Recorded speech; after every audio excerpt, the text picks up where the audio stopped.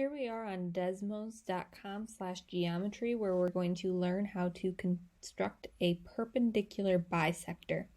So the first thing I'm going to do is I'm going to title my setting here. I'm going to call this the perpendicular bisector. And this is my first try, so this is number 1. Save. Alright. So the reason why I had you log into an account is so that you could save these, so that if you're working on one, you can come back and pick it up on it later if you get cut off in class.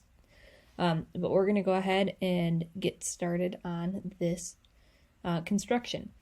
So the first thing you need to do is draw a line. I'm going to use the segment tool. So I've clicked segment, and now I'm going to draw in here a segment, and it doesn't really matter how long it is, but keep in mind that you need to be able to see this whole thing on the page, so it doesn't need to be huge. So that is a good length for a segment.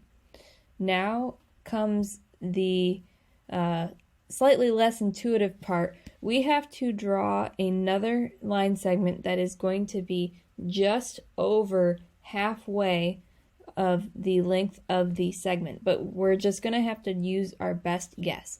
This new line that we are drawing is going to be what we use to create our compass, and if you were to draw these by hand, it would look a little bit different. But on Desmos, we have to draw this segment as a reference for how big our compass needs to be. That segment that I just created looks like it's probably over half the length of the previous segment, so that will work well for me. Now I need to go ahead and use my compass tool. So I'm going to come over here, I'm going to click More Tools, and I'm going to select the compass. When I'm using the compass, you first have to click a point on a segment, and it automatically creates the circle to go from the distance from your point that you clicked to the next point on that line. So you have to be careful with that.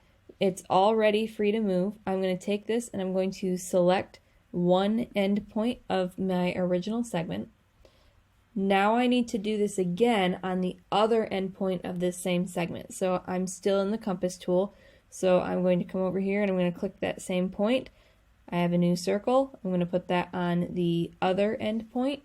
So now I have my line and I have a compass drawing all the way around each end point of my segment, and the compass is exactly the same size. Now to draw my perpendicular bisector, I'm going to come over here and I'm going to select the line tool, and I'm going to draw a line through the intersection of the compass lines. So the intersections of the two circles, I'm going to draw a line through. Now that I have my line there, I have a perpendicular bisector, which is these blue lines. So the blue lines are the ones that I will be looking at to grade. And if you need to put a midpoint on that line, then you're going to draw the perpendicular bisector, and then you're going to select the point, and you're going to put that on your segment, and that is your midpoint. Now that I have drawn this, I want to save it again, so I'm going to click Save. And my perpendicular bisector is now saved, and I can come back to that later. At this point, you're going to go ahead and screenshot the construction that you drew and put that in the first trial chart on the Google Doc that you are given through Canvas.